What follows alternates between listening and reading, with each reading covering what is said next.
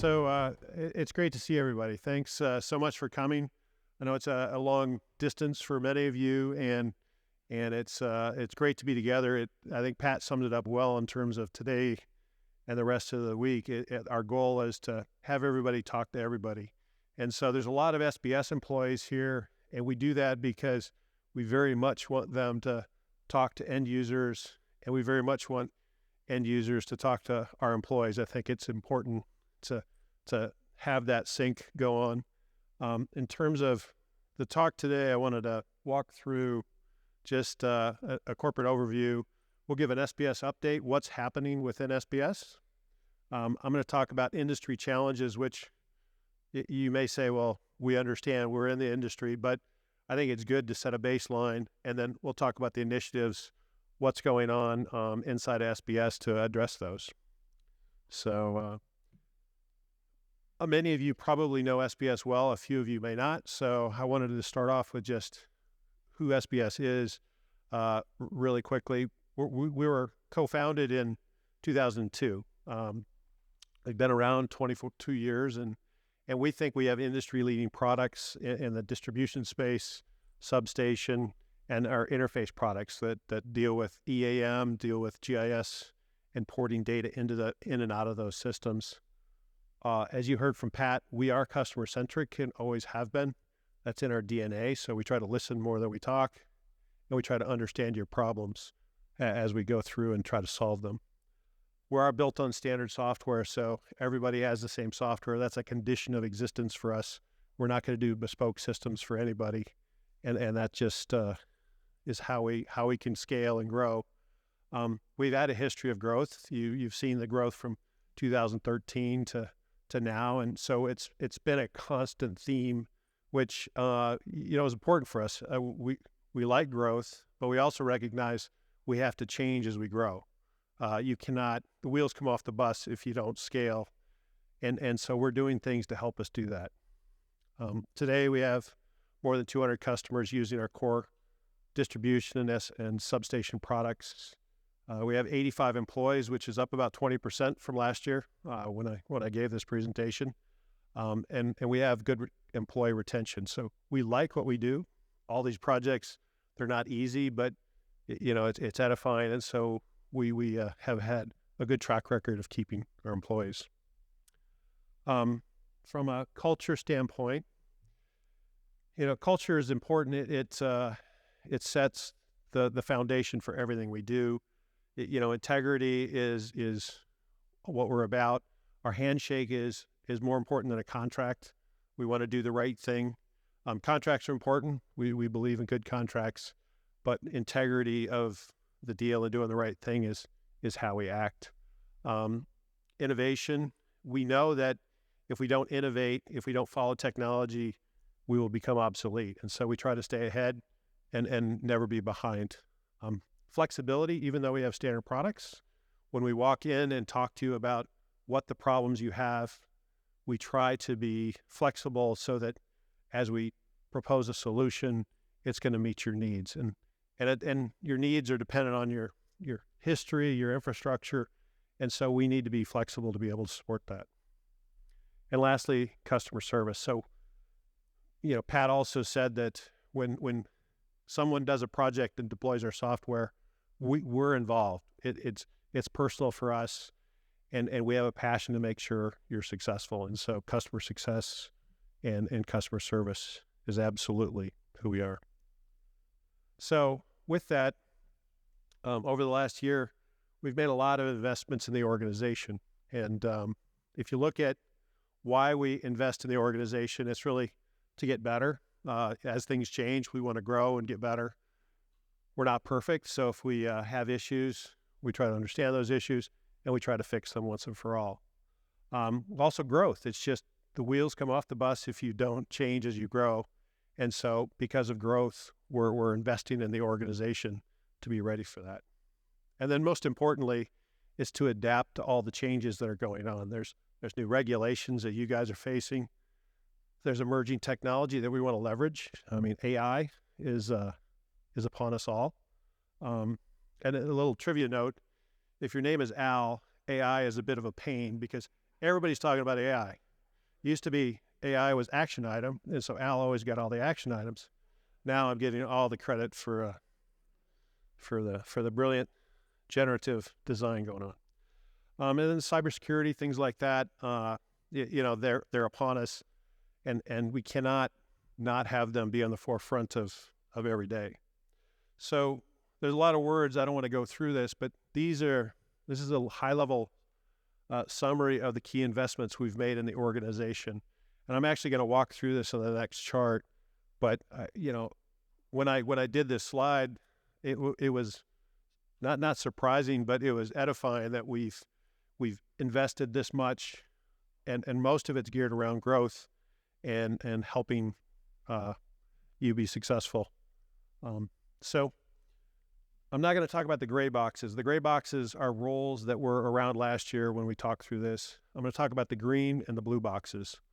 So starting at the top, Dennis Beck. Many, if not all of you, know Dennis. He's been an industry icon. He has retired, and he's moved into the chairman of the board role. And so I report to the board, and he's the chair of that board. I've moved into the CEO role. Last year I was focused on president duties, meaning the day-to-day operations. I've now adopted the other activities under CEO, and so it's been good. It's been great. I talk to Dennis on a regular basis, and it's great to have his guidance. But as we grow, the buck stops with me. On the left-hand side, you've got a lot of green boxes, and what that is, it's our advisory board. And you might say, well, why do you need advisory board? And the simple answer is it's good to get advice, especially as we grow. We're very, very focused on growing well. And so the first box on there is a guy named Colby Manwaring. And so he was the CEO of a fairly large software company that grew quickly. He's been there, done that. And so he's a guy I bounce things off of. And he gives great advice. He's practical. And, it's something that through his advice, I think he'll help us grow better.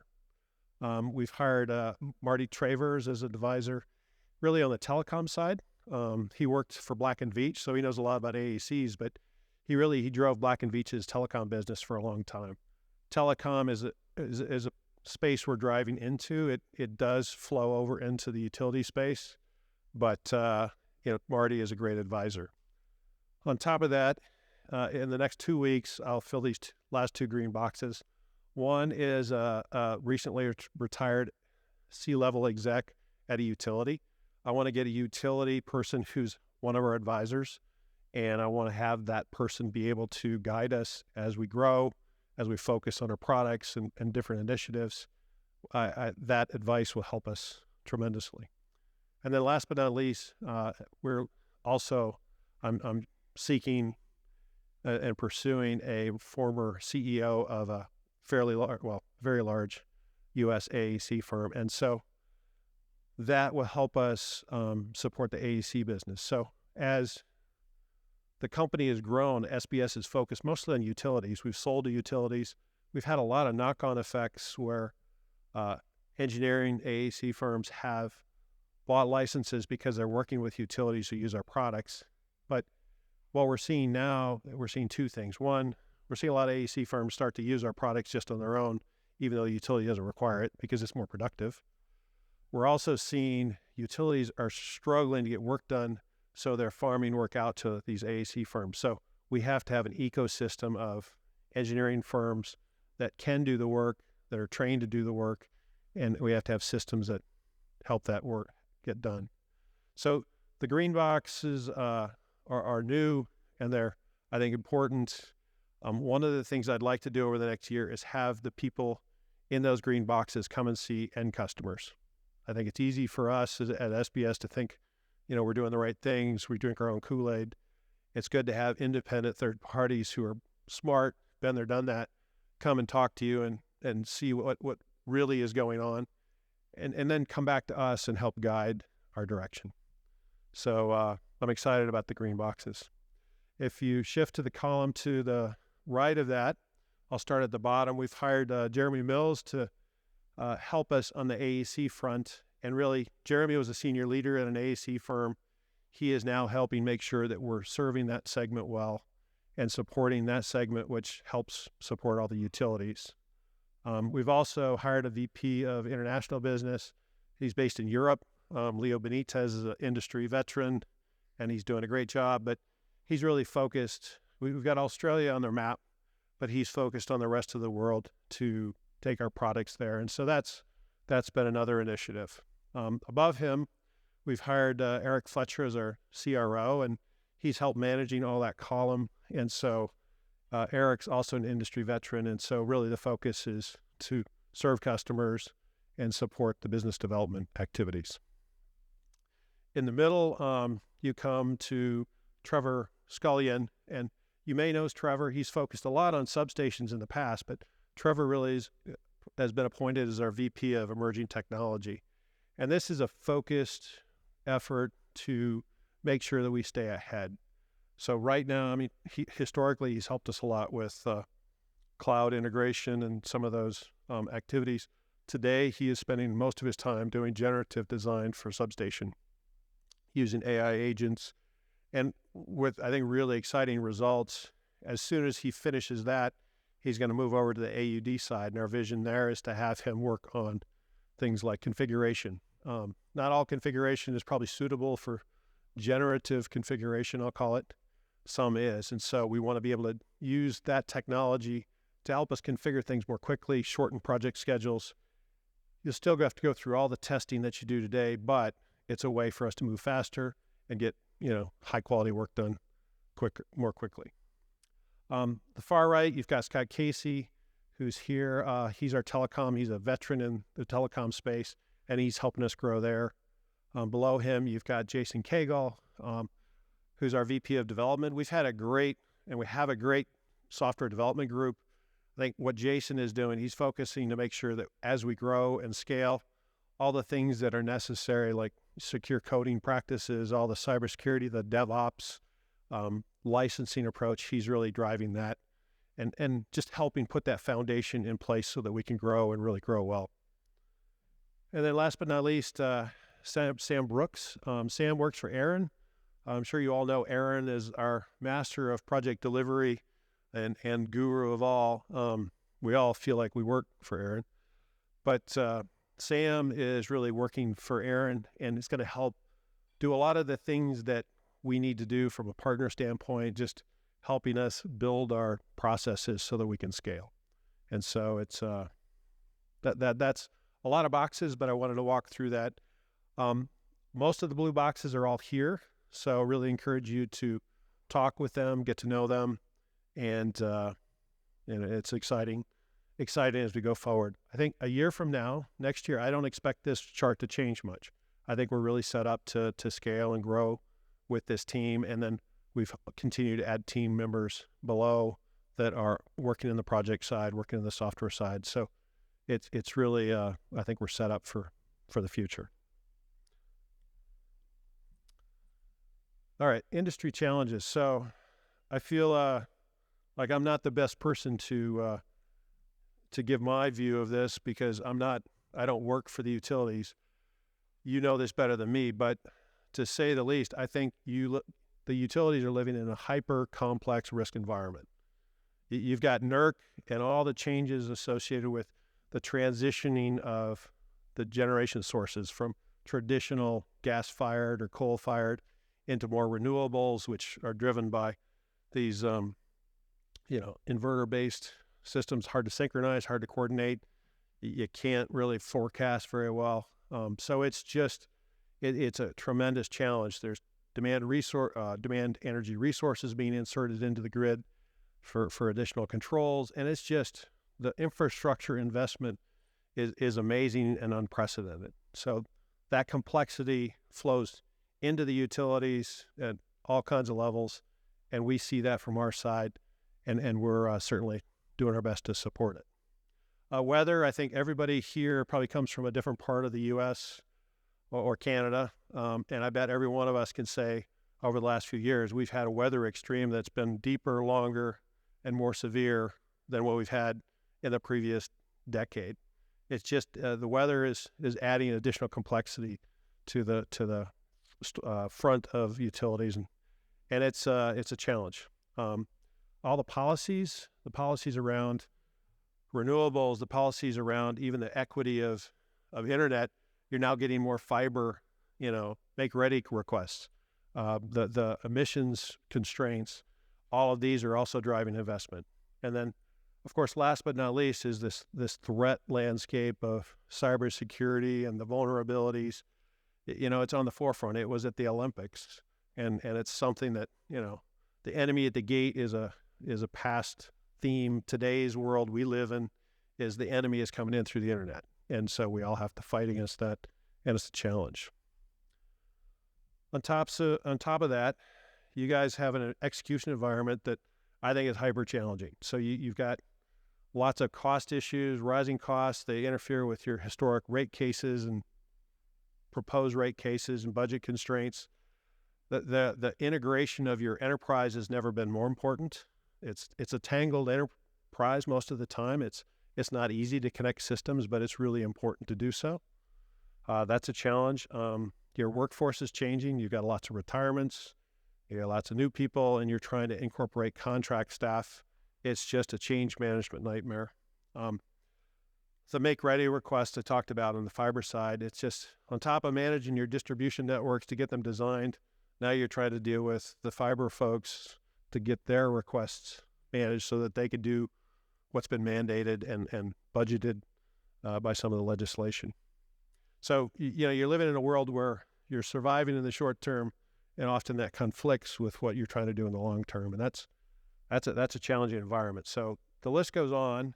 I'm sure you have a bigger and more complete list, but I think the summary is the speed and the magnitude of change it's always going up, and it's not going to change anytime soon. So last year, our theme was embracing change together, and we like that theme. That's in our DNA. It's edifying. This year's theme, it's similar. It's embracing change together, but there's this response to unprecedented pace of change that's in the middle of it. So we're still embracing change. We're still together, but we look at our future. We see more challenges at a faster pace, and that's our view of the world that utilities live in. And so it's an exciting time. Switching gears, what are we doing to address some of these things? We talked about this last year. Shortening project schedules is a big part of it. It helps everybody. And so last year we talked about, we've always been the standard product company. We configure it. The old Burger King commercials, if you're old enough to know those, it's have it your way. That was kind of our theme. Last year we announced we're really trying to be more prescriptive. We're walking in and say, look, the burger you want is this.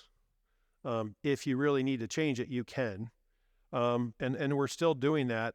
This year what we added is a lot of documentation around our recommended cases. So if you can change your processes to line up with what is typically done across most utilities, the training documentation will flow, and it should be easier. It should be a shorter project.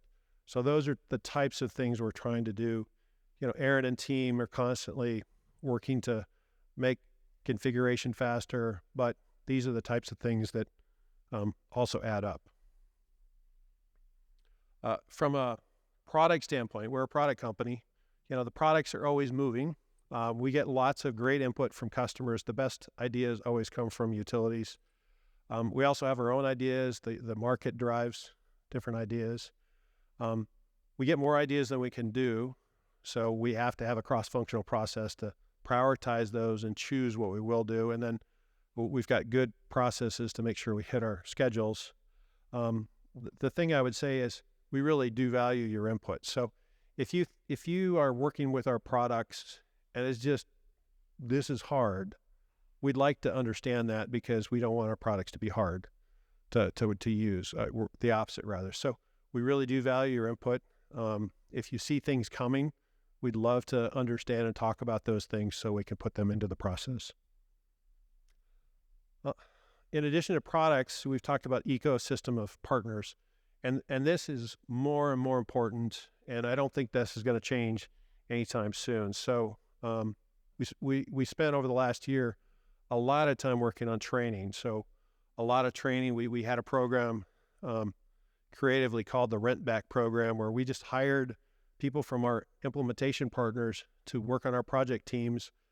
And it was a cost thing for us, but that was the fastest way we could expand the pool of people who knew how to implement our projects.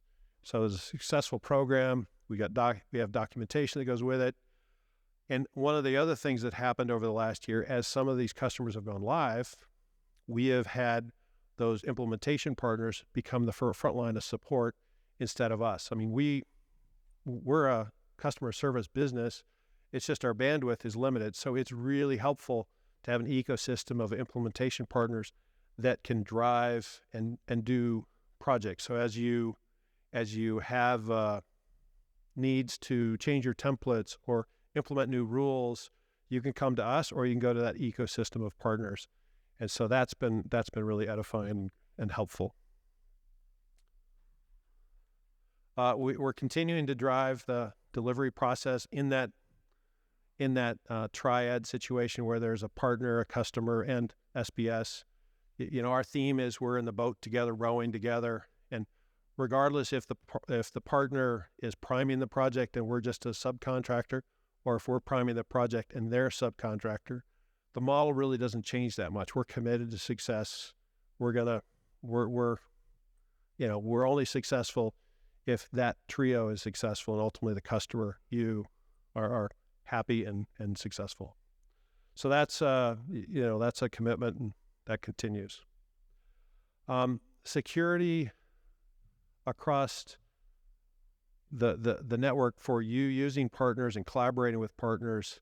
We've spent some time working on those approaches. I think there's more work to be done. I think how you do your template makes a difference, and it makes a difference how easy it is to have contractors use your template. And if we can work together to have utilities have templates that contractors can use as external parties, it really will help improve the capacity of designs you can get done, and also will improve the quality of those designs coming into your system. And so those are the types of things we've started to have those discussions. I think there'll be some presentations this week to talk about that more. We're interested in talking to you more about that topic.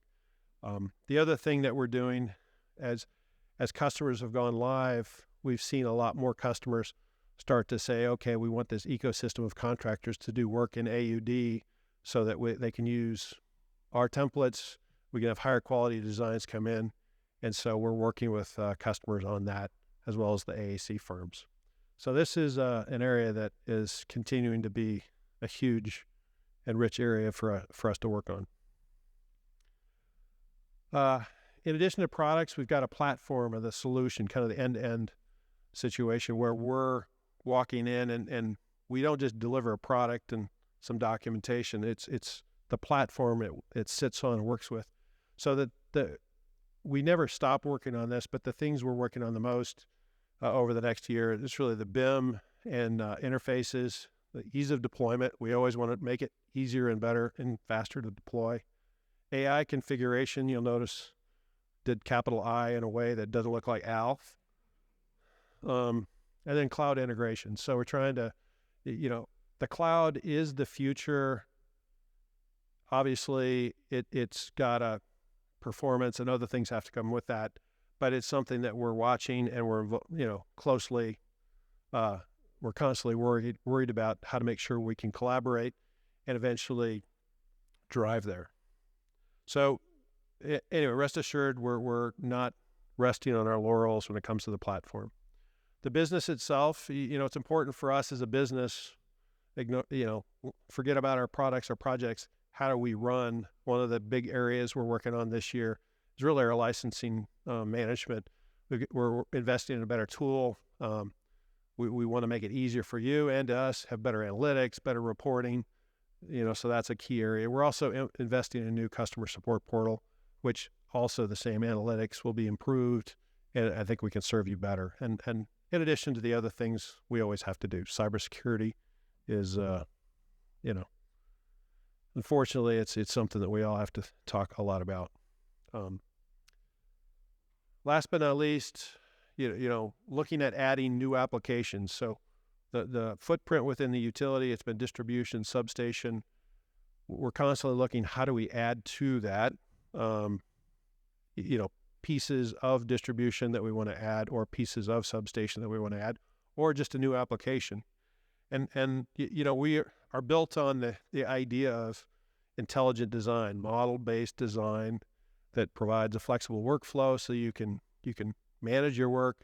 It provides automation, so it's productive and gives you configurable rules, and it just helps you enforce your design standards. So the aiming point when we think about what to add, we want to stay in our sweet spot, and our sweet spot is to be the heart of the digital design workflow, and we want to enable all the validation that you need to do so your design's right. We want to be able to collaborate and do BIM so that you can turn those into construction packages. Those can go into systems that help the construction teams work and collaborate. And then the big thing is we want it to be just a heck of a lot more productive, with substantial, transformative productivity gains. So there's candidates we're looking at. And again, we appreciate your input, but things like underground transmission is one we're looking at. That's not a big lift from our view. There's some exciting things happening. I live in Minnesota.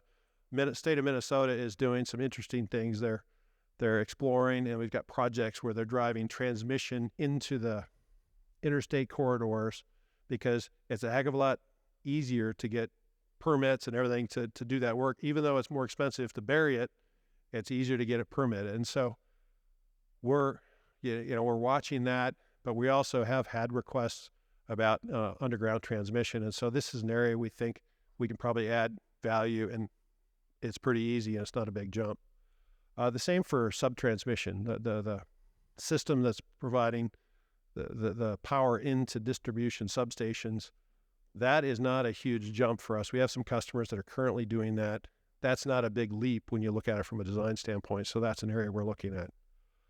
The larger transmission space, we're dabbling and thinking about, how we can potentially take like the input from a planning tool like PLS CAD, how we can take that, and then from there we can then take and make construction drawings out of it so that it can be built, and then you can have it in GIS and your EAM system.